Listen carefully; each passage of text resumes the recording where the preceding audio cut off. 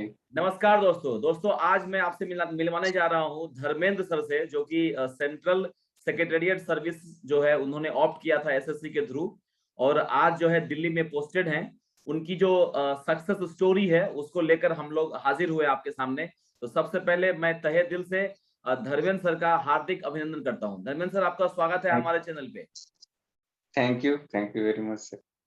Dharmendra sir, सबसे पहले हमारे जो व्यूअर हैं वो जानना चाहेंगे कि आपका बैकग्राउंड क्या है, कहाँ से आप बिलोंग करते हैं, आपके परिवार में कौन कौन है। एक ब्रीफ इंट्रोडक्शन आप दे दीजिए हमारे व्यूअर को। जी जरूर।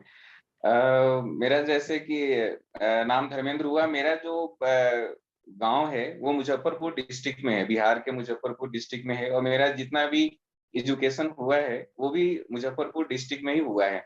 मैंने जो अपना 10th है वो मारवाड़ी हाई स्कूल से किया है, और जो 10+2 और ग्रेजुएशन है वो एलएस कॉलेज मुजफ्फरपुर से मैंने किया। उसके बाद मेरे घर में जो है मेरे मम्मी पापा और 2 बड़े भाई और 1 बहन है। वो भी सब एजुकेशन डिपार्टमेंट से ही जुड़े हुए हैं, और उस चीज का फायदा हमको काफी मिला। और ग्रेजुएशन करने के बाद मैंने जो है वो दिल्ली आ गया 2009 में। एक्चुअली मैं यहाँ पे आया था यूपीएससी का प्रिपरेशन करने के लिए, लेकिन उसी दौरान मेरा जो है एसएससी में सिलेक्शन हो गया। ओके, यूपीएससी की तैयारी करने के लिए आए थे, लेकिन एसएससी भी दे रहे थे साथ में, राइट? जी साथ में वो भी दे रहे थे। ओके। पापा क्या करते हैं, मम्मी, जो भाई हैं वो लोग क्या सब करते हैं? जो मेरे पापा हैं वो बिहार पुलिस में थे, इंस्पेक्टर पद पे। जी। और जो मेरे बड़े भाई हैं वो भी केमिस्ट्री से पीएचडी करके लेक्चरर थे और लेक्चर हैं। और जो मजले वाले हैं जो मेरे से बड़े हैं वो मैथ से बीएससी करके, और वो भी एजुकेशन प्रोफेशनल में ही है, उनकी कोचिंग चलती है। Okay okay, very good very good. चलिए, अभी तैयारी आपने शायद बता दिया मुझे कि दिल्ली से ही आपने तैयारी की है। तो जी इसका जी तैयारी के क्रम में क्या कोचिंग वगैरह भी करना पड़ा था या सेल्फ स्टडी किए थे आप? जी 2011 की मतलब मेरा जो बैच है वो 2011 का है। जो पीटी का एग्जाम हुआ था एसएससी का, वो तो मैंने सेल्फ स्टडी के थ्रू ही किया था। उसके लिए जी। किसी कोचिंग की सहायता मैंने नहीं ली थी। जब पीटी मेरा क्वालिफाई हो गया था तो मेंस के लिए मैंने ये मुखर्जी नगर में कोचिंग है, उसी में मैंने टेस्ट सीरीज ज्वाइन किया था। और फिर इंटरव्यू के लिए भी मैंने क्लास किया था। ओके। तो एसएससी की तरफ आपका रुझान कैसे हुआ? ये जैसे यूपीएससी कर रहे थे आप, किसने बताया या कोई एक मार्गदर्शक मिला? कैसे आप आए एसएससी की तरफ? जी एक्चुअली जो हम लोग का फ्रेंड सर्कल था उसमें उसमें भी बात होती थी, और जो यूपीएससी की तैयारी करते थे तो वो वहां पे भी जो सीनियर थे वो भी सलाह देते थे कि यूपीएससी जो है वो आप 100% उसके भरोसे आप नहीं रह सकते हैं। और जो एसएससी है एक अच्छा सा जॉब प्रोफाइल आपको देता है, तो साथ साथ जो है यूपीएससी तैयारी करने के दौरान आप उसको भी फिलअप करें। तो ये सीनियर और दोस्तों के सलाह के कारण मैंने इसको एसएससी को बढ़ा था। ओके, चलिए बहुत बढ़िया। अभी हम लोग बात करेंगे अब कि जब आपका रिजल्ट अनाउंस हो गया, राइट, कि मिल गया कि जी धर्मेंद्र जी जो है वो अब सेंट्रल सेक्रेटेरिएट इनको मिल चुका है, ठीक है। उसके बाद की स्टोरी हम लोग स्टार्ट करेंगे, क्योंकि बहुत सारे व्यूअर्स जो हमारे चैनल पे हैं वो लोग ये वेट कर रहे हैं कि अभी उनका ज्वाइन लेटर आने वाला है या मेडिकल होने वाला है या उनको जो है पोस्ट प्रेफरेंस भरने वाले हैं। तो वो लोग इस चीज के लिए जो है ईगरली वेट कर रहे हैं, आपके वीडियो का इंतजार भी कर रहे हैं। तो वहां से स्टार्ट करेंगे। जैसे रिजल्ट आ गया है, रिजल्ट आने के बाद ज्वाइनिंग लेटर जो है वो कितने दिनों में आया आपके पास? जी जैसे मेरे केस में जो रिजल्ट है वो जुलाई के करीब आ गया था, और मेरा जो ज्वाइनिंग हुआ वो नवंबर में हुआ। तो ये 4 महीने का गैप रहा इस दोनों के दौरान। 4 महीने और का उसमें गैप था काफी जो है। जी, जी जी। उसमें काफी जो है बीच का जो प्रोसेस है, जैसे अटेस्टेशन फॉर्म फिलअप करना है और सब आपको डॉक्यूमेंट वेरिफिकेशन, वो सब बीच में चलता रहा। पुलिस वेरिफिकेशन, मेडिकल, वो सब चलता रहा। लेकिन जुलाई और ये नवंबर, ये दोनों ओके, का जो है, जुलाई में रिजल्ट निकला और नवंबर में ज्वाइनिंग हुआ। मतलब सैलरी जो है आपके हाथ में दिसंबर में आई। जी दिसंबर में। ओके, चलिए थोड़ा सा मैं और पीछे चलता हूँ।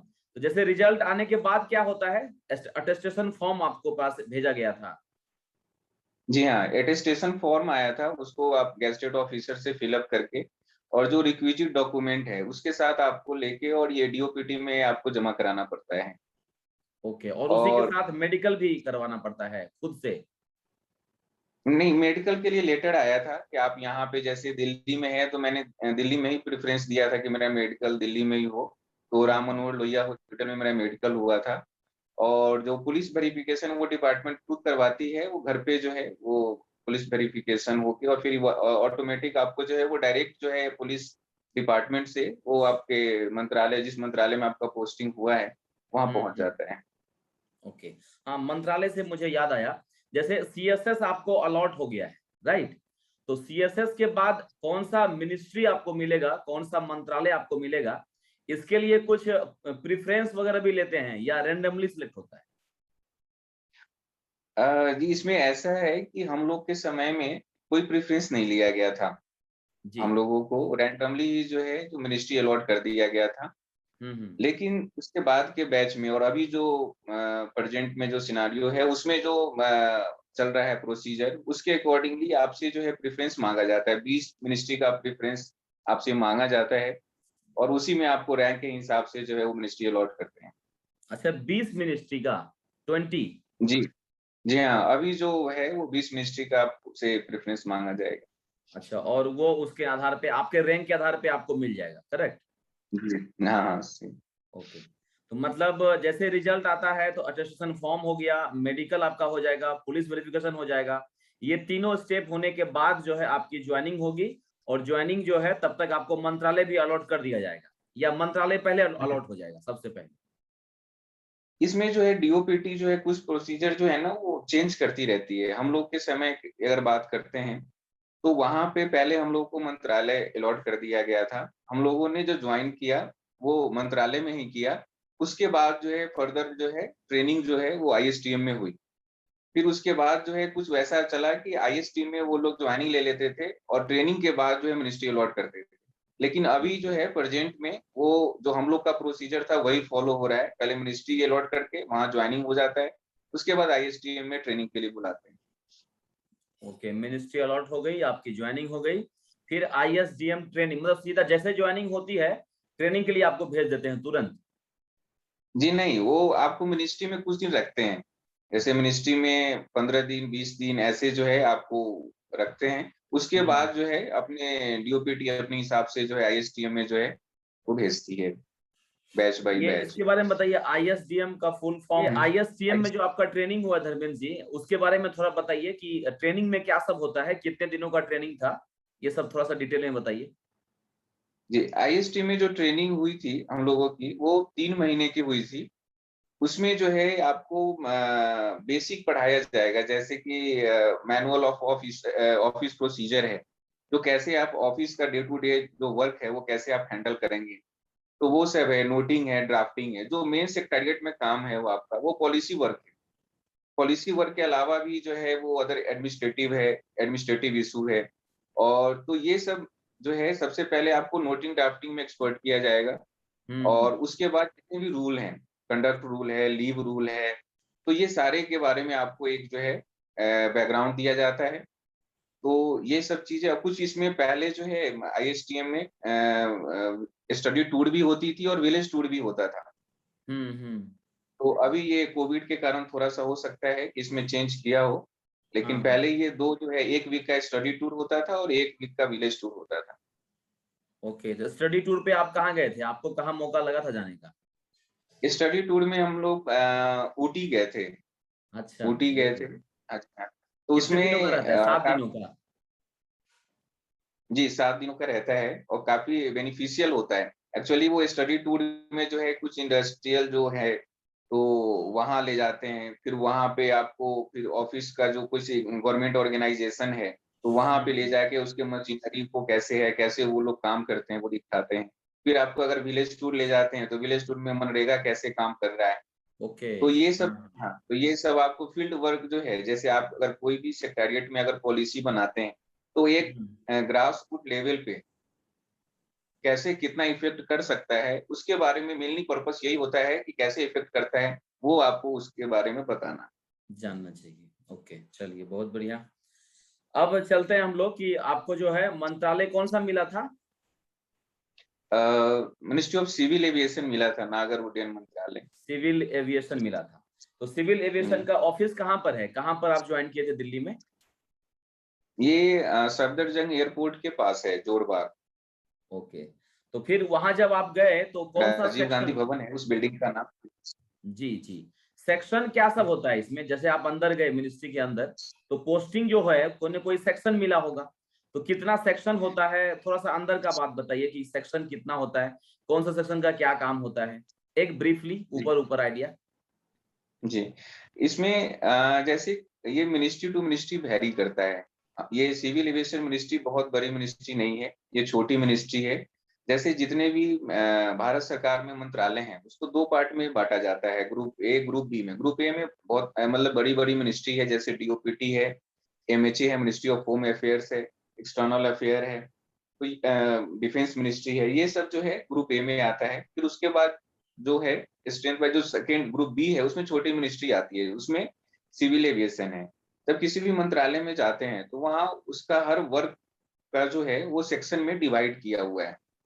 तो जो मेरा पहला सेक्शन था वो एविएशन सिक्योरिटी सेक्शन था, ए सेक्शन। तो उसमें एयरपोर्ट से जितने रिलेटेड जो सिक्योरिटी से रिलेटेड पॉलिसी होते थे वो उस पे ड्राफ्ट होते थे। तो ये चीज़ है, उसी तरीके से वहाँ पे मंत्रालय में उस समय 12 सेक्शन थे। हर का अलग-अलग जो काम करने का है, वो अलग-अलग नेचर ऑफ वर्क था। मेन जो मिनिस्ट्री में काम होता है, वो पॉलिसी सेक्शन का ही है।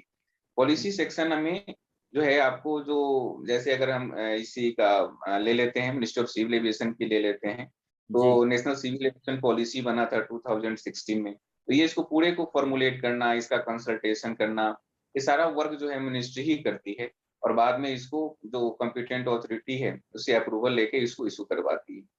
दूसरा जो सेक्शन है वो एस्टैब्लिशमेंट सेक्शन हो जाता है, एडमिन सेक्शन, जो कि उस मंत्रालय में जो काम करते हैं, उसका जो है उसके जो उनका एडमिन से रिलेटेड वर्क है, वो हैंडल करती है। और साथ में जो है वो एक जो है लिंक होता है डीओपीटी और मंत्रालय के बीच। अगर आपका कोई भी इश्यू है, तो वो जो है डीओपीटी से अगर टेक अप करना हो तो वो एडमिन सेक्शन या एस्टैब्लिशमेंट सेक्शन भी कहते हैं, वो हैंडल करती है। फिर एक आप होता है विजिलेंस सेक्शन होता है, उस हर मंत्रालय में होता है, वो विजिलेंस से रिलेटेड इश्यू डील करती है। फिर आपका जो है स्टेशनरी और जनरल जो काम है, वैसे कुल ये एक जनरल सेक्शन होता है एंड कैश सेक्शन होता है। तो इस तरीके से ये है, ये इस मतलब कि आपको एक जो है तो पॉलिसी हैंडल करना है, उसके लिए सेक्शन है और साथ में जो एम्प्लॉयी काम कर रहे हैं, उसका जो है उसके लिए उसका सैलरी बनाना, फिर उसका जो लीव रिकॉर्ड रखना, फिर उस पे विजिलेंस का जो है रिलेटेड जो है इंक्वायरी या जो चीज़ हो जैसा हो, उस तरीके से काम करना है। तो इस तरीके से है, 2 पार्ट में हम डिवाइड कर सकते हैं, एक पर्सोनेल सेक्शन हो सकता है और एक पॉलिसी सेक्शन। ओके, तो उसमें कुछ रूल है क्या कि पर्सनल में आपको 4 साल रहना है और इधर एडमिन वाले में आपको 5 साल रहना है, ऐसा कुछ है? या रेंडमली कभी भी ट्रांसफर भी होता है इंटरनल? नहीं, ट्रांसफर भी होता है। वो मंत्रालय में एक्चुअली जो कुछ सेंसिटिव सेक्शन होते हैं, तो वहाँ पे ज़्यादा दिन तक उसको नहीं रखते हैं, 3 साल के बाद ट्रांसफर होता है। तो विद इन मिनिस्ट्री जो है 3 साल, 4 साल में वो ट्रांसफर भी हो सकता है। ओके, तो फिर जगह भी रिलोकेट करना पड़ता है कि आप वहीं रहिएगा, सफदरजंग में ही रहिएगा या उसका और भी कहीं ऑफिस वगैरह है? जी नहीं, इसका जो मंत्रालय का है, ये ऑफ़िस तो सफदरजंग पे ही है, सफदरजंग के पास जो है, हाँ, हाँ। वहीं पे इसका है। लेकिन क्या है कि इसके कुछ अटैच ऑफ़िस भी हैं, जैसे bureau of civil aviation security, ये जनपथ पे है। हुँ, director general of civil aviation DGCA, ये वहीं पे सफदरजंग के पास ही है। तो इस हुँ। तरीके से कुछ जो डीओपीटी जो एएसओ को देती है, वो तो मिनिस्ट्री को देती है। मिनिस्ट्री वो अपना कुछ स्टाफ अपने पास रखता है और कुछ जो है कुछ बीसीएस, अटैच ऑफिस में डीजीसीए रखते हैं। हाँ, अटैच ऑफिस में भी देता है। तो अटैच ऑफिस थोड़ा-सा वहाँ से मंत्रालय से हटकर है। हट कर है। लेकिन ओवरऑल आपको दिल्ली में ही रहना है, ये फिक्स हो जाता है, सीएसएस ये दिल्ली फिक्स में। है कि हाँ, दिल्ली में ही रहना है। इससे कुछ बाहर आप मंत्रालय नहीं हैं जाएँगे। भारत सरकार में कुछ मंत्रालय हैं, जिसका जो है रीजनल ऑफिस भी है, जैसे सीपीडब्ल्यूडी है। तो ये मिनिस्ट्री ऑफ हाउसिंग अफेयर्स के अंडर आता है CPWD। तो इसमें इसका रीजनल ऑफिस भी है जो भारत के अलग स्टेट में है, तो वहां भी ट्रांसफर होने का अगर उस मंत्रालय में होता है तो वहां पे अच्छा, आपको ये अदर कैचिंग है। अदर तो आप समझ लीजिए CPWD अगर आपको मिलता है तो जरूरी नहीं है कि दिल्ली में ही पोस्टिंग मिले, हो सकता है कि आपको रीजनल ऑफिस में मिले और दिल्ली से बाहर भी जाना पड़ सकता है इन CSS। जी धर्मेंद्र जी, जी कंटिन्यू हाँ, कीजिए। जी हाँ, तो ये चीज है ये मतलब कि, लेकिन ये कह सकते हैं कि जो बहुत रेयर होता है, आपसे जो है विलिंगनेस मांगा जाएगा, तो जनरली जो उस रीजन के होते हैं उन्हीं को करते हैं ट्रांसफर वहां पे। अच्छा अच्छा, वो मतलब रखा जाता है कि वो उस एरिया का है तो उसको उधर भेज देते हैं, करेक्ट? जी हाँ, और एक बहुत इंटरेस्टिंग चीज है कि हम लोगों के मंत्रालय के अंडर में एक है कमीशन ऑफ रेलवे सेफ्टी, जो कहने से ये railway safety ministry of railway के अंडर होना चाहिए, लेकिन वो हम लोग के अंडर मतलब कि मिनिस्ट्री ऑफ सिविल एविएशन के अंडर है। और इसका एक रीजनल ऑफिस लखनऊ है, तो वहां भी जो है पोस्टिंग एसओ का और एएसओ का होता है। मतलब आपके मंत्रालय में भी सिविल एविएशन वाला जो मंत्रालय है उसमें अगर किसी को मिला हुआ है तो हो सकता है अगर बैड लक हावी हो तो लखनऊ भी जा सकते हैं दिल्ली छोड़ के, करेक्ट? जी हाँ, लखनऊ भी हो सकता है, हो लेकिन सकता जनरली जो है आपसे जो है विलिंगनेस मांगा जाएगा, जो लखनऊ के आसपास के क्षेत्र के हैं लोग, वो लोग चले तो जाते हैं। उनको, हाँ, उनको दिया जाता चलिए, क्या क्या काम होता है आपने बता ही दिया, ऑफिस कहाँ कहाँ होता है ये भी बता दिया, एक चेयर से दूसरे चेयर पर ट्रांसफर कितने सालों में होता है? जनरली 4 से 5 साल बताए ना, एक सेक्शन से दूसरे सेक्शन में। है। हाँ, जनरली 4 से 5 साल में ट्रांसफर होता है, लेकिन आप ये मैंडेटरी नहीं कह सकते कि ट्रांसफर होगा ही। अगर आप अच्छा काम कर रहे हैं तो या नहीं भी आपसे होगा। कुछ कंप्लेन नहीं है, हाँ तो हाँ। आपको एक ही सेक्टर में हो सकता है कि 5-7 साल तक भी रखें। और तो ये केस टू केस डिपेंड करता है। चलिए, अभी सबसे हॉट टॉपिक है प्रमोशन का, क्योंकि सब बच्चे जो है प्रमोशन के हिसाब से पोस्ट प्रेफरेंस भर रहे हैं। तो अपना जी जो जी CSS है उसका क्या हिसाब किताब है, हायरार्की क्या है, पहले तो ये बता दीजिए। जैसे कोई ज्वाइन करेगा तो वो बनेगा ASO, राइट? जी हाँ, पहले ये कोई भी ज्वाइन करेंगे तो असिस्टेंट सेक्शन ऑफिसर, उसके बाद प्रमोशन होकर सेक्शन ऑफिसर बनते हैं। फिर जो सेकंड प्रमोशन होगा तो अंडर सेक्रेटरी बनेंगे, एंड फर्दर फिर अगर प्रमोशन होता है तो डिप्टी सेक्रेटरी बनते हैं, फिर डायरेक्टर, एंड फिर ज्वाइंट सेक्रेटरी। ओके। तो ASO से SO जो है वो बनने के लिए कितना, क्या है क्राइटेरिया, क्या है, और बन कितने साल में रहे? ये जब हम लोग ज्वाइन किए थे तो उस समय सबसे अधिक सबसे अच्छा जो प्रमोशन माना जाता था वो आपका जो है CSS CSS का। का ही था। हाँ, हाँ, करेक्ट। तो वो हम लोग जो ऑप्ट किए थे इसको, तो एक इसका ये भी रीजन था कि इसका जो प्रमोशन है टाइमली होता है। हाँ हाँ। तो इसका होता है क्या है कि एसओ ज्वाइन करने के बाद 5 साल बाद डिपार्टमेंटल एग्जाम होता है। उसको ओके। अगर आप क्वालिफाई कर लेते हैं, वो यूपीएससी लेती है हम्म। लेटरल, हाँ, तो एलडीसी एग्जाम कहते हैं उसको, लेटरल डिपार्टमेंट कॉम्पिटिटिव एग्जामिनेशन। तो उसके थ्रू जो है, अगर वो आप क्वालिफाई कर जाते हैं तो आप वहाँ पे एसओ बन जाएंगे। आपको 46 जो पहले के हिसाब से, जो क्या तो लेवल हो गया 7 हाँ हाँ। सीपीसी के बाद, तो जी पहले के जी। अनुसार अगर 6 से करें तो जो 4600 ग्रेड पे ज्वाइनिंग होती थी, उसके बाद जो है 4800 ग्रेड पे मिल जाता था 5 साल बाद। फिर उसके हम्म। 3 साल बाद जो है 5400 ग्रेड पे हो जाता था सेक्शन ऑफिसर पे, एंड जी। फर्दर उसके बाद में 6600 पे अंडर सेक्रेटरी का। तो ऐसे हिरार्की था। अगर मान लीजिए कोई एग्जाम क्वालिफाई नहीं करता है 5 साल में, तो वो 8 साल में ऑटोमेटिक जो है उसका प्रमोशन हो जाता था एसओ। लेकिन ये समझिए कि 3-4 साल से एक कोर्ट केस हो गया, उस कोर्ट केस के कारण जो है ये प्रमोशन जो है डिले हो रहा है। जो हम अगर हम अपना ही केस कहें तो मेरा जो है 2011 का बैच है, तो 17 में मेरा एग्जाम होना था जो हुआ नहीं कोर्ट केस के कारण। लेकिन लास्ट ईयर जो है हम लोगों का 8 इयर्स पुणे पे प्रमोशन हुआ। तो अच्छा, वही विदाउट चीज है कि एग्जाम, अभी विदाउट एग्जाम हो गया। हाँ, विदाउट एग्जाम हुआ। तो हम्म। वही चीज है कि इसका प्रमोशन अभी अगर हम बात करें कि प्रेजेंट सिनेरियो में ये कैसा है, तो अभी तो प्रमोशन थोड़ा सा इस पे डिले हो रहा है। ओके, अभी लेकिन एक बार अगर कोर्ट केस हो जाता है क्लियर, तो तो उम्मीद है फिर कि बात फिर जो है सही। पहले जैसा था वैसा हो सके। हम्म। तो मतलब अगर अभी का अच्छा कोर्ट केस है तो कुछ कह नहीं सकते कि वो केस खत्म कब होगा और कब ये नॉर्मलाइज होगा, राइट? जी हाँ, जी हाँ, इस पे तो ये कुछ अनुमान नहीं कुछ कह लगाया जा नहीं सकता। सकते। चलिए, आगे का क्या फ्यूचर है इस डिपार्टमेंट का, सीएसएस की अगर हम बात करें तो आगे कैसा रहेगा आने वाले समय में? सब कुछ ऐसी नई चीजें, जैसे हमारे डिपार्टमेंट में अभी कैडर रिस्ट्रक्चरिंग होने वाला है, तो जीएसटी, प्रिवेंटिव ऑफिसर, एग्जामिनर सब लोग मिलने वाले हैं। इस तरह का कोई ब्रेकिंग न्यूज आपके पास है क्या? नहीं, ऐसा तो कुछ सब नहीं है, नॉर्मली है लेकिन ये कुछ? है सीएसएस में अगर कोई आते हैं तो वो एक किसी भी मिनिस्ट्री का जो है बैकबोन कहलाता है। कोई भी अगर हम्म आएंगे तो कुछ अगर मिनिस्ट्री में काम करेंगे तो आपको लगेगा कि जो जनरल, मतलब कि जब हम स्टूडेंट थे और उस समय जो है तरह तरह की एजुकेशन पॉलिसी बनती थी, तो वो लगता हम्म था कि हम लोग आर्ग्यू करते थे कि ये पॉलिसी सही नहीं है, ये गलत है, इस तरीके से बनना चाहिए। तो हम्म आप सीएसएस में आने के बाद उसके आप भागीदार बन जाएंगे, आप मतलब पॉलिसी खुद बनाएंगे।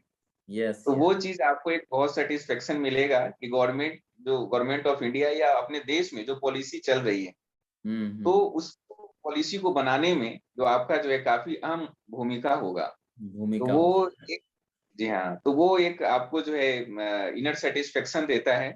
और हम्म। यही है कि मतलब इसमें आपको एक्सपोजर भी काफी ज्यादा है। अगर आप सही तरीके से काम करें तो एक्सपोजर भी एमईए में अगर आप जाते हैं एक्सटर्नल अफेयर्स में, तो उसका तो अलग है, मतलब कि जो सीएसएस के थ्रू जो है एएस हो जाते हैं, वो एक्सटर्नल अफेयर में तो अलग ही कैडर होता है। जी लेकिन जी। डेपुटेशन पे जाते हैं वहां भी, अच्छा, डेपुटेशन डेपुटेशन पे आप निकलती है। लोग भी जा सकते हैं एमईए में? जी हाँ, डेपुटेशन पे अगर निकलती है, अगर वो क्वालिफाई हो जाए, इंटरव्यू बेसिस पे ही जनरली होता है, या कहीं कहीं रिटर्न भी लेते हैं, तो वो हम्म। डेपुटेशन बेसिस पे एमईए जा सकते हैं। या बहुत सारे जो है मेरे मित्र ही जो है पासपोर्ट ऑफिस गए थे, जैसे कि हम लोग का जिस समय 4600 ग्रेड पे था, वो 5400 ग्रेड पे पासपोर्ट ऑफिसर बन के वो गए थे। हम्म वो एमईए के अंडर नहीं आता है। हाँ हाँ, तो उस एमबीए तरीके का। से, हाँ, जी। तो अलग अलग मिनिस्ट्री में जनरली जो डीओपीटी का रूल है, वो आरटीपी का जो रोटेशन ट्रांसफर पॉलिसी है, वो 7 ईयर्स का है। तो हम्म। आप जो 3-4 मंत्रालय जनरली जो है अपने टेन्योर में देख लेते हैं, तो काफी कुछ जो एक्सपोजर मिलता है आपको इस चीज से। और अभी तो कुछ वैसा रिस्ट्रक्चर इसमें अभी मतलब कि ऐसा उम्मीद नहीं है कि होने वाला है। हम्म। अच्छा, मंत्रालय आपने बताया कि मंत्रालय चेंज होता है 7 ईयर में, 7 साल में। जी हाँ, हाँ, तो एज अभी पर आप पॉलिसी अभी अभी आप कौन से मंत्रालय में हैं?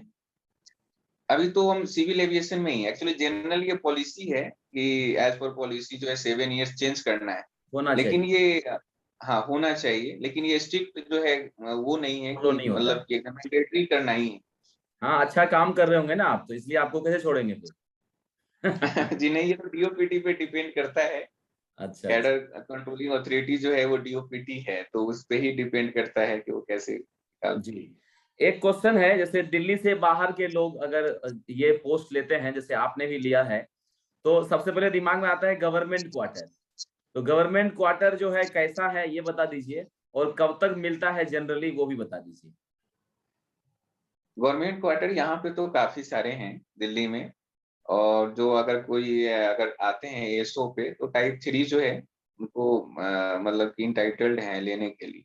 जी। लेकिन ये गवर्नमेंट क्वार्टर के लिए आप ये नहीं कह सकते कि ज्वाइन करते ही आपको मिल जाएगा। आपको दिल्ली में जो है खासकर यहाँ पे आपको वेट करना पड़ेगा 4 साल 5 साल, या हो सकता है तो वो इससे ज्यादा भी आपको वेट करना पड़े। तो गवर्नमेंट क्वार्टर के लिए थोड़ा सा ये है कि आपको वेट करना पड़ेगा। अब जल्दी नहीं मिलेगा, 5 साल भी लग सकता है, उससे ज्यादा भी लग सकता है, लेकिन मिनिमम 5 ईयर्स तो है। अगर कोई टाइप 3 में है तो एक मतलब विलो भी जा सकते हैं, जैसे टाइप 2 में भी अप्लाई कर सकते हैं। तो उसमें मिलने का थोड़ा जल्दी चांस है, रहता है। लेकिन यहाँ पे गवर्नमेंट क्वार्टर थोड़ा सा समझिए कि लेट ही है। जैसे हम ही हैं, तो कुछ दिन पहले हमको जो है अलॉट हुआ था गवर्नमेंट क्वार्टर। तो वो भी है कि थोड़ा दूर मिलता है। आपको मन चाहे अगर ऑफिस के आसपास हैं, जैसे आप नॉर्थ ब्लॉक है, साउथ ब्लॉक है, तो वहाँ पे किदवई नगर है, लोधी रोड है, तो वहाँ पे थोड़ा सा टाइम लगता है, क्योंकि जो मोस्ट सीनियर हैं, जिनकी सीनियरिटी ज्यादा है, वही ऑप्ट करते हैं इस इलाके को। मतलब गवर्नमेंट क्वार्टर जरूरी नहीं है कि ऑफिस के पास में ही मिलेगा आपको, हो सकता है कि बहुत दूर भी मिले। राइट। जी हाँ, ये हो सकता है कि थोड़ा सा दूर भी मिले, लेकिन वो 20-25 किलोमीटर के दायरे में रहेगा। और यहाँ पे दिल्ली में तो वैसे भी कन्वींस का बहुत अच्छा सुविधा है, मेट्रो है, बसें हैं, तो वैसा कोई इशू आता नहीं। दिक्कत है नहीं। चलिए, इंटरव्यू के लिए तो मैंने इतने ही क्वेश्चंस लिए थे। अभी कुछ क्वेश्चंस लेता हूं मैं जो कि यूट्यूब पर या फिर हमारा जो टेलीग्राम चैनल है उस पर आया हुआ है, तो उसमें देख लेते हैं। एक क्वेश्चन पूछ रहा है, promotional aspect about steno in CSS. कुछ आइडिया है क्या स्टेनो का प्रमोशन सीएसएस में? स्टोनो का जैसे होता है, जैसे हम लोग का एग्जाम होता है, तो वो लोग पीए पीएस बन के आते हैं और यहाँ पे डायरेक्टर जेएस के साथ लगते हैं। तो वो उनको एक चांस मिलता है कि अगर वो डिपार्टमेंटल एग्जाम देते हैं तो वो इसमें आ सकते हैं, जैसे एसओ में आ सकते हैं, सेक्शन ऑफिसर बन के जो है वो आ सकते हैं। उनको एक उनका भी एक एलडीसी एग्जाम होता है, हम ही लोग के साथ होता है। अगर वो क्वालिफाई कर जाते हैं तो स्टोनो वाला उनका कैडर हट जाता है, तो कैडर तो वही रहता है लेकिन वो सेक्शन ऑफिसर बन के इधर आ जाते हैं। हाँ, इधर लाइन इधर का शुरू हो जाता है उनका। जी जी। ओके। एक वैशाली शेखावत जी हैं, इन्होंने लिखा है कि उनसे पूछना कि अगर कोई 24 साल की एज में सीएसएस ज्वाइन करता है सीजीएल 19 से, तो उनका प्रमोशन कहाँ तक हो सकता है? पहला क्वेश्चन है। जी हाँ, तो इसमें प्रमोशन जो है अगर 24 साल में कोई है तो वो ज्वाइंट सेक्रेटरी तक भी उनकी बनने की प्रोबेबिलिटी है। ये मतलब ये कह सकते हैं कि प्रोबेबिलिटी है, 100% तो नहीं कह सकते, क्योंकि वो जो है उस समय का क्या सिचुएशन है, उस समय कितना नंबर ऑफ सीट्स वैकेंट है, उस पर डिपेंड करेगा। लेकिन ये है कि आप पिछले देखेंगे तो जुलाई या अगस्त में ही आप डीओपीटी की वेबसाइट पे देखेंगे तो सीएसएस के ऑफिसर ही जो है 4-5 जो है वो ज्वाइंट सेक्रेटरी बने। तो आपकी चांस रहती है कि आप ज्वाइंट सेक्रेटरी बन सकते हैं। लेकिन वो है कि आप उस समय कितना वैकेंट सीट है, तो इस पे डिपेंड करता है। उसके ऊपर डिपेंड करेगा। दूसरा क्वेश्चन है वैशाली जी का ही, सीएसएस में कौन सी मिनिस्ट्रीज बेस्ट है वर्क कल्चर के हिसाब से? वर्क कल्चर के हिसाब से सभी मिनिस्ट्री में ये आपको ऐसा नहीं कह सकती कोई मिनिस्ट्री में वर्क कल्चर बहुत वो है, मतलब कि हर मिनिस्ट्री में है। हर मिनिस्ट्री में पॉलिसी वर्क होता है और वो जिस सेक्शन में पॉलिसी का काम होता है वो थोड़ा सा वर्कलोड वहां पे रहता है ज्यादा, लेकिन क्वालिटी ऑफ वर्क रहता है वहां पे। आपको अच्छा खासा जो है आपको लगेगा कि अगर करने मतलब करते हैं तो आपको एक इनर सेटिस्फेक्शन मिलता है वैसे जैसे सेक्शन। होम मिनिस्ट्री वगैरह तो मिलता वो है ना, ministry home ministry, finance ministry है, मिनिस्ट्री। लेकिन जी हाँ, तो ये अगर होम मिनिस्ट्री फाइनेंस है तो ये चूंकि काफी लाइट में रहती है तो आप उसमें भी जाते हैं तो अच्छा उसको है। वो मतलब बड़ी मिनिस्ट्री है एक्चुअली तो वो वैशाली भी जी का अच्छा। मेरे ख्याल से मुझे लगता है कि इनको फॉर्म भरने का है, जो आपने बताया ना 20 बेस 20 भरना है। तो बेस 20 में जी अगर जी। भरना होगा तो टॉप 5 क्या रहना चाहिए आपके अनुसार? टॉप 5 अगर वो मिनिस्ट्री ऑफ होम अफेयर्स जाते हैं, डीओपीटी है, मिनिस्ट्री ऑफ फाइनेंस है, मिनिस्ट्री ऑफ डिफेंस है, इन्वायरमेंट मिनिस्ट्री है या साइंस टेक मिनिस्ट्री है, तो वो सब में ऑप्ट कर सकते। ये सब ऑप्ट कर सकते हैं। अगर रैंक अच्छी है तो मिनिस्ट्री का ऑर्डर क्या रखना चाहिए अकॉर्डिंग टू हिज एक्सपीरियंस? ये तो हो गया मेरे ख्याल से, अभी हमने इसी पे बात कर ली। अब चलते हैं, सचिन जी का क्वेश्चन है कि पीस ऑफ माइंड है जॉब में या फिर और जॉब की तरह यहाँ भी टेंशन है? नहीं, पीस ऑफ माइंड तो ये थोड़ा सा यहाँ पे आदमी आध्यात्मिक हो जाता है जहां भी रहे आप। तो पीस जी ऑफ माइंड तो आपके खुद पे इंडिविजुअल पे डिपेंड करता है। अगर जी। आप कहीं भी हैं तो आदमी एक कहीं भी पीस ऑफ माइंड प्राप्त कर सकता है, तो आप पे नहीं, डिपेंड इनका करता है कि इनका आपको। सचिन जी का मेरे ख्याल से जो मतलब इशारा ये है कि टाइम मिलेगा क्या सोशल लाइफ के लिए, फ्रेंड सर्कल के लिए, फैमिली के लिए, घूमने फिरने के लिए समय मिलेगा क्या, या वर्कलोड बहुत ज्यादा रहेगा, या छुट्टियां जल्दी नहीं मिलती है? ऐसा कुछ है क्या? जी नहीं, जैसा हम एक्सपीरियंस किए हैं जी वैसा कुछ इशू नहीं होता है। सोशल लाइफ का आपको जो है सफिशिएंट टाइम मिलता है। सैटरडे संडे है आपको, और वैसे भी अगर आप चाहें तो आपको सफिशिएंट टाइम मिलेगा। उस तरीके का वर्क कल्चर नहीं है। हाँ, कभी कभी आपको थोड़ा सा मतलब वर्कलोड का सामना करना पड़ सकता है, लेकिन वैसा नहीं कि हमेशा आपको जो है उसी तरीके का एनवायरनमेंट मिले। आपको ये सब चीज करने के लिए आपको डेफिनेटली टाइम मिलेगा। हम्म। एक सारांश जी हैं, वो कह रहे हैं कि कौन कौन सी मिनिस्ट्री में वर्कलोड जो है वो कम है? तो जो छोटी छोटी मिनिस्ट्री होगी उसमें वर्कलोड कम रहेगा, नहीं? मेरा जो जी तुक्केबाजी है। नहीं, ऐसा नहीं कह सकते कि छोटी मिनिस्ट्री में वर्कलोड कम है। ये हम्म यहाँ पे मिनिस्ट्री से आप नहीं कह सकते। मिनिस्ट्री में अगर आप जब जाते हैं तो उसमें सेक्शन है, काफी सारे सेक्शन। तो उसमें जो है आप जो है कंपैरिजन कर सकते हैं कि किस सेक्शन में ज्यादा है, किस सेक्शन में कम है। तो वहां कर सकते, जनरली अगर कोई जाते हैं तो जो इस्टेब्लिशमेंट सेक्शन है वो रिलैक्स रहता और है। सेक्शन है, कैश सेक्शन है, तो वहां पे थोड़ा सा मतलब कि कंपेरेटिवली कम वर्कलोड, वर्कलोड तो रहता है लेकिन थोड़ा सा वहां पे उतना मतलब कि प्रेशर नहीं हाँ, रहता। मतलब मारा-मारी नहीं रहता होगा, पॉलिसी वाले में मारा-मारी रहता होगा, कि ये हाँ, आज देना है पॉलिसी तो वाले देना है, आज डेडलाइन जी है हाँ। तो देना है। ओके, पॉलिसी वाले में थोड़ा सा ज्यादा वर्कलोड रहता है। ज़्यादा रहता है। अच्छा, इन्होंने सारांश जी ने कहा है कि एलडीसी एग्ज़ाम स्टे हटा दिया है, ये क्या है? स्टे था एलडीसी क्या? एग्जाम वही प्रमोशन का है। प्रमोशन का स्टे था जो कि अभी हटा दिया है, मतलब अभी प्रमोशन नॉर्मल हो जाएगा, ऐसा है क्या? नहीं, उम्मीद तो है, जैसे कि उम्मीद तो है कि एग्जाम करवाएगी। अब देखिए ये क्या है, ये संभावना है, अभी कोर्ट केस का कोई फाइनल डिसीजन नहीं आया है, लेकिन हुँ। ये एक संभावना है कि नियर फ्यूचर में ये सही हो जाएगा। अच्छा। चलिए, कुछ क्वेश्चंस है जो कि इस पर आया हुआ था मुझे, क्या जी। बोलते हैं, टेलीग्राम पर, तो उसको देख लेते हैं। ये है, हमारे मित्र हैं सुमित। सुमित जी कह रहे हैं कि सर क्या आईटीआई से ऊपर सीएसएस को चूज करना ठीक होगा, सिर्फ इसके लिए कि यूपीएससी की प्रिपरेशन करनी है, ऑल्दो रैंक अच्छा है कि नॉर्थ में पोस्टिंग मिल जाएगी। मतलब क्या यूपीएससी की तैयारी करने के लिए समय मिलता है कोचिंग वगैरह करने के लिए जॉब में आने के बाद? ये आपका डिपेंड करेगा कि कौन से मिनिस्ट्री में आप हैं और कौन से सेक्शन में हैं। मिनिस्ट्री तो हम्म, कम, किस सेक्शन में आप हैं उस पर सेक्शन डिपेंड में, करेगा। हाँ वही सेम हाँ, जवाब रहेगा इसका, कि जी हाँ, सेक्शन वो किस टू सेक्शन सेक्शन में है डिपेंड उस करेगा। पर अगर डिपेंड। एडमिन एडमिन में है तो आपको समय मिल जाएगा, पॉलिसी वाले में रहेंगे तो थोड़ा मुश्किल रहेगा। हाँ, राइट। मुश्किल वहाँ भी नहीं है, टाइम से आदमी निकल ही जाता है, तो वहाँ भी चाहें तो अगर सही है उनका वो तो अपना कर सकते हैं, कोई इश्यू नहीं है वैसा। सुमित जी का लेकिन ये दूसरा है कि क्वेश्चन यहाँ है। पे थोड़ा हाँ सर, ये बोलिए पीस बोलिए, ऑफ कहिए। माइंड है आपको, पीस ऑफ माइंड है यहाँ हम्म, पे, थोड़ा सा आपको शांति रहेगा और सबके कंपैरिजन। हाँ, उसका और तो हम सब जो नहीं जॉब पता है, कि आईटीआई आईटीआई। है, ईडी है, सीबीआई है, उस तरह के हिसाब से तो यहाँ शांति रहेगा। हाँ, उसके हिसाब से शांति है यहाँ। शांति। दूसरा क्वेश्चन है सुमित जी का, कि सर काफी वीडियोस में कहते हैं कि प्रमोशन से जेएस तक पहुंच सकते हैं, इस बात में कितनी सच्चाई है?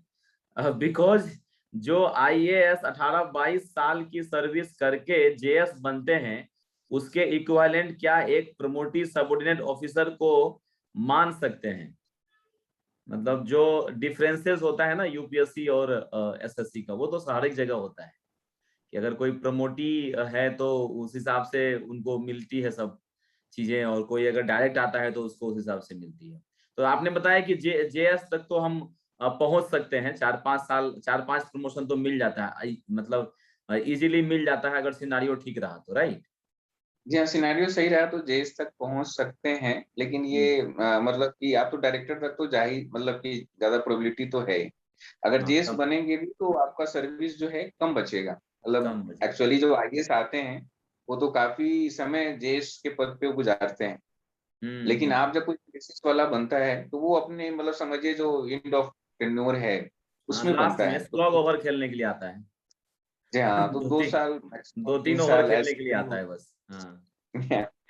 तो 2 साल 3 साल ऐसे मैक्सिमम उनको मिलेगा, लेकिन ये है कि बनते हैं। और डीओपीटी की वेबसाइट पे वो चेक भी कर सकते हैं पिछले जुलाई अगस्त में 4-5 हाँ, जो है चार चार पांच सीनियर लोग कई बने हैं। ऑफिसर। हाँ हाँ, जी तो सुमित जी, सर ने बताया है कि 4-5 लोग अभी जुलाई में ही बने हैं, तो वो आप चेक कर लीजिए, आपको जवाब मिल जाएगा। पूरा क्वेश्चन जो है, जितने क्वेश्चंस जो भी डाउट्स थे वो हो गया है। और इसके अलावा भी अगर किसी का कोई डाउट्स होता है तो हम आपको संपर्क करेंगे, और आपके माध्यम से उनका जो क्वेरी है वो शांत करने की कोशिश करेंगे, जो भी बच्चे हैं उनको हेल्प करने की। तो सर, जरूर आपका जरूर। एक अंतिम संदेश, कोई संदेश जो बच्चों को देना चाहे, फ्यूचर जो बच्चे आ रहे हैं आपके पास सीएसएस ज्वाइन करने के लिए, उनके लिए कोई संदेश? अ, मेरा तो यही कहना है कि आप जो है जिस दौर से गुजर के आए हैं और उसी दौर से हम भी गुजर के आए हैं। एक आप सोशल लाइफ जी कर आते हैं, आप फैमिली में रहते हैं, एक सोसाइटी में रहते हैं, तो आप बहुत सारे गवर्नमेंट को पेपर में पढ़ते हैं कि ये पॉलिसी खराब है या वो ज़्यादा खराब है। अब अगर आप सीएसएस में आते हैं तो उसके आप पार्ट होने जा रहे हैं। तो वो जो पिछला एक्सपीरियंस है वो भी काम आएगा। और जो जो आ रहे हैं उनको मैं ये कहना चाहूंगा कि आप जो है एक जब पॉलिसी बनाएं तो जो गरीब तबका है या जो ग्रास रूट लेवल पे जो बंदा है या जिसको बेनिफिशियरी है उसको देखते हुए जो है आप काम करें। चलिए, बहुत बहुत धन्यवाद। धन्यवाद धर्मेंद्र सर हमारे चैनल पे आने के लिए। अगर समय मिला, अगर मौका मिला आगे भी, तो आपको जरूर हम लोग आमंत्रित करेंगे। Thank you very much. जरूर, थैंक यू।